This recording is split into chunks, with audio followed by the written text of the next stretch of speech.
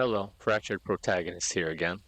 Today's video will focus on the consequences of oversharing at the workplace and how it can cause irreversible damage to you in the long run. Now, if you haven't already, you should make it a general rule to just make sure that the people that you work with at the office aren't really your friends. They're there for the same goals as you are, just to get to work, get paid, and go home. Now, in the beginning of my career, I thought that it was a good idea in general to make friends with your coworkers and get along with everybody because it makes a lot of sense. You don't want to have any antagonistic issues with anyone that you work with or anybody in other teams. You just want to have a generally good, nice atmosphere.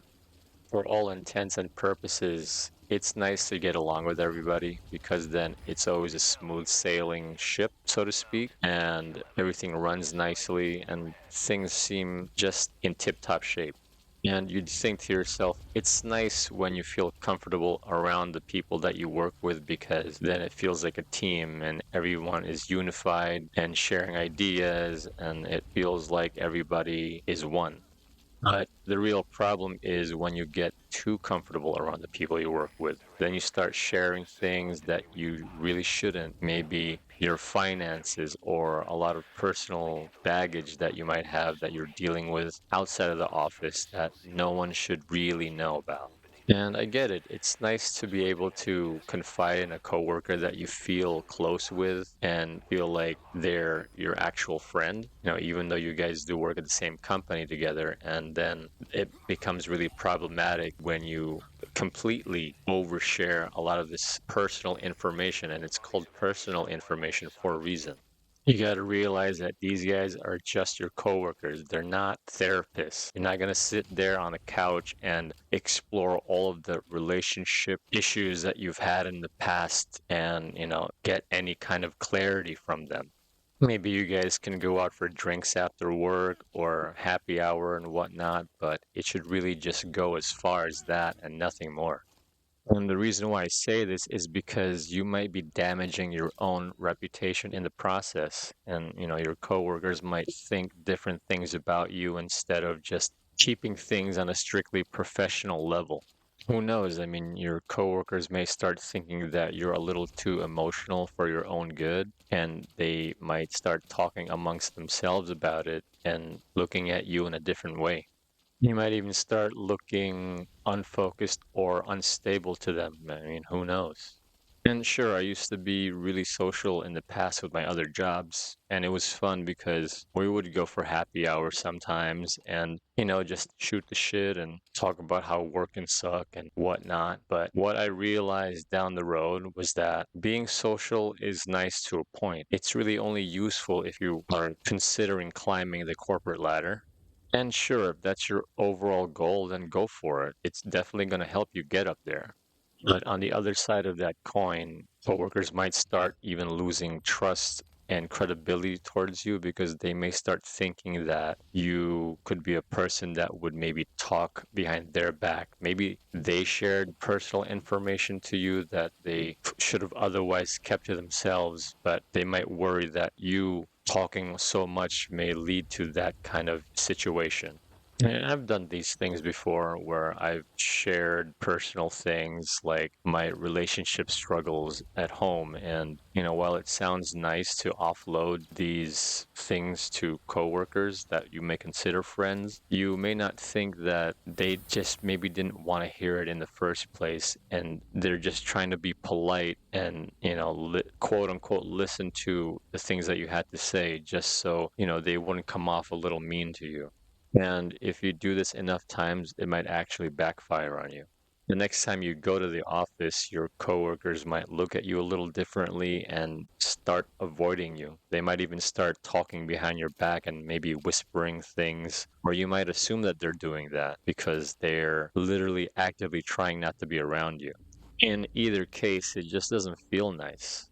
And take it from me. I used to be the social butterfly at the office who would go from team to team and hang out just to chit chat and talk about work stuff or this, that, and the other. And it would be nice for a time, but then realizing slowly that it's really not a good idea to be as social because everyone will think that you're kind of unprofessional and not really doing your work. And being so social can lead to you oversharing, which is what happened with me. And I started realizing that I did it a little too much and started scaling it back more so that I would focus back on my work. And for the most part, I fixed it.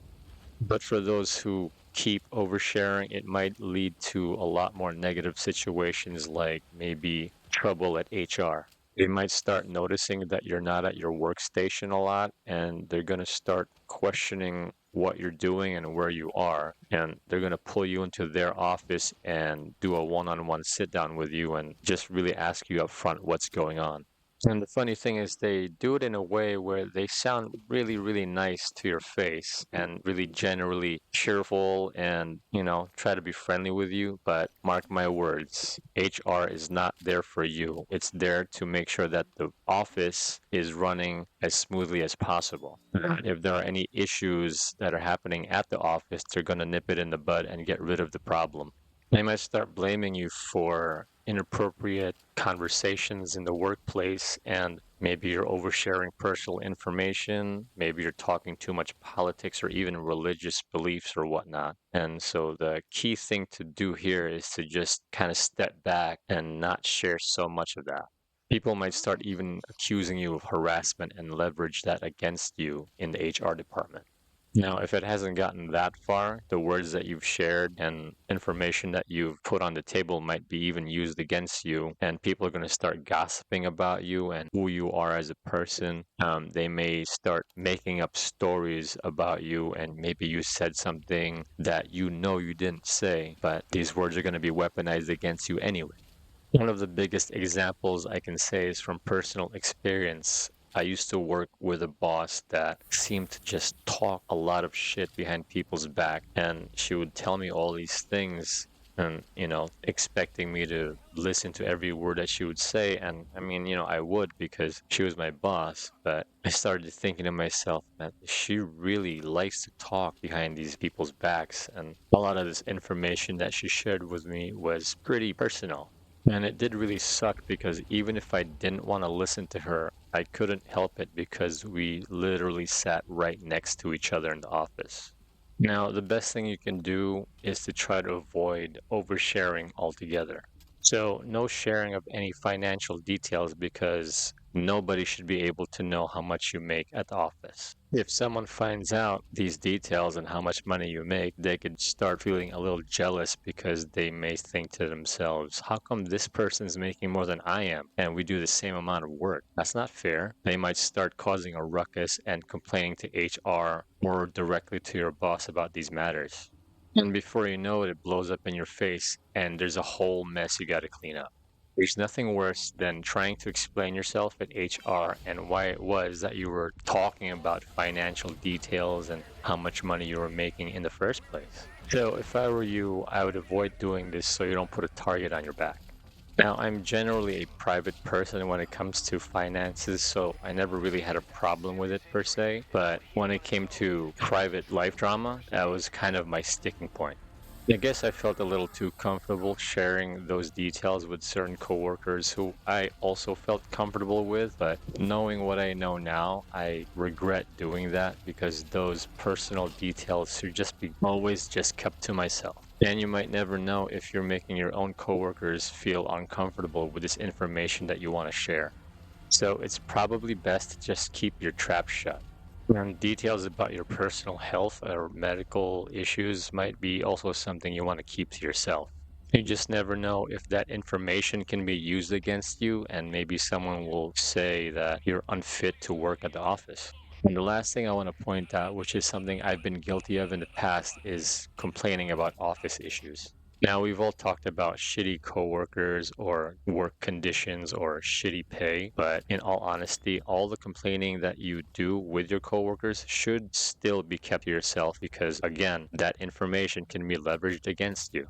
You should definitely assume that there are always eyes and ears around you. Even if you can't see them, they're always there. Never ever forget that your coworkers are just that, your coworkers. They aren't your friends. There will always be a chance that the information you share could and will be used against you, even if you don't want it to. In the end, we've all overshared at work at one point or another. Just remember to keep it to a minimum, or you're going to start regretting your decisions for not doing so. Or you could just cut it out altogether and stop oversharing. Anyways, this is just me doing my best to help. Do you have any of your own thoughts or ideas? Share them. Subscribe if you feel like it. That would be awesome. This has been Fractured Protagonist reminding you guys to keep it simple. Talk to you guys later.